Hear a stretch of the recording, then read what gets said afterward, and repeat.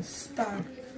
My name is Preston Whitlock, and I'm here with my sister, Crystal Cash, and we're going to be talking about 9/11. So, before you found out that a plane had crashed into the church towers, what were you doing? I'll never forget that day. I was sitting in my Spanish teacher's class at Phillips Preparatory School. It was like morning time. We were all sitting there chilling, and the teachers were all looking kind of sad. And we were like, well, what's going on? Because the whole school just had like this really melancholy feel to it. And so when we found out that there had been an attack on America, we didn't know what it was. Like, nobody really understood what was going on. We just knew the World Trade Centers had got hit.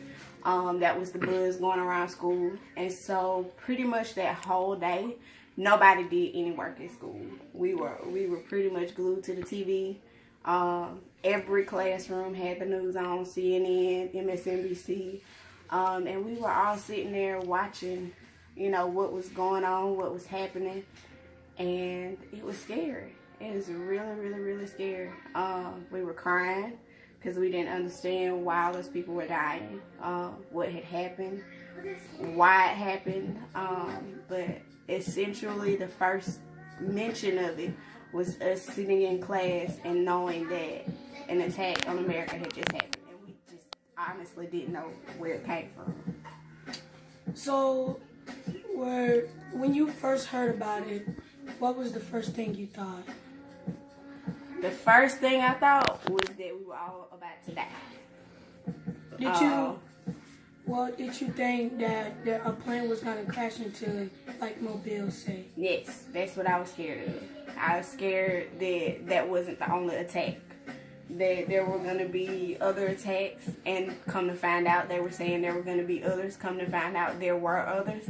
But it was just really a dread feeling, not knowing if something's going to happen here or where it's going to happen at. Because I'm sure those people didn't get up that morning and think, oh, there's going to be an attack on my building, or I'm going to get on this plane and I'm not going to make it home. So it was really scary. That whole day was scary, and the times after it was scary. It really feel like I'm sitting back in my classroom right now, because that feeling, you just kind of never get over that. That's something you stick with you for the rest of your life. So, exactly, did you know anybody, mom or dad that was on those planes or in the World Trade Center? I didn't. But I do know that some of my classmates had family that were first responders, that were going to the site, finding out what was going on. I didn't know them personally, but when we, once everything started happening and we started talking about it, you find out that there are people who knew people. There are people who had family members that were in the trade center or on a plane, or, like I said, first responders going to the scene to see what was going on, to respond, to save people. So it puts it even more in perspective when you realize that even this far away from where it happened at, and not at the trade centers in Pennsylvania, it's crazy, because you realize that you're this close to being connected to somebody personally that has lost a loved one, or had a loved one that was in the tragedy. So yeah, I did. When you came home to mom and after you heard about it, were you scared to get on any other planes? I've never been on a plane. So, and it's not because of that, but it did make it scarier. Yeah, it did.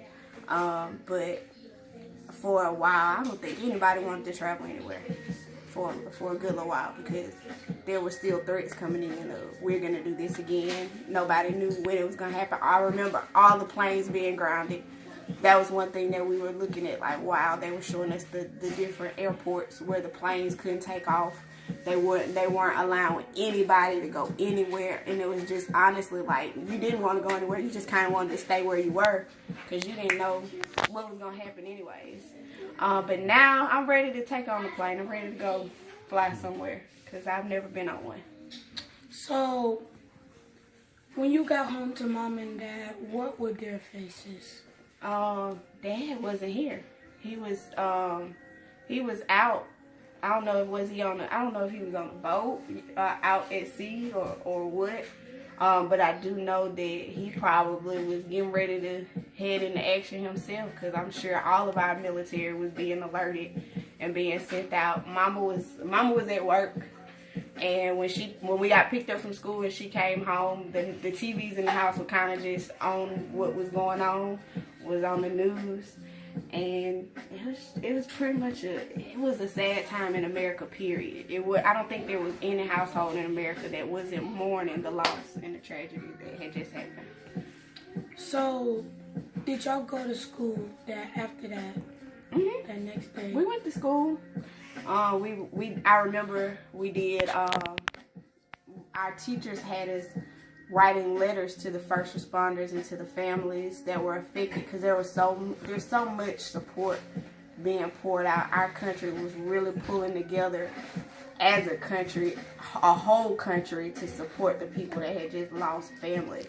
So we were writing letters to the first responders and to the family members. Yeah. That's what we were back in school. We were praying for them.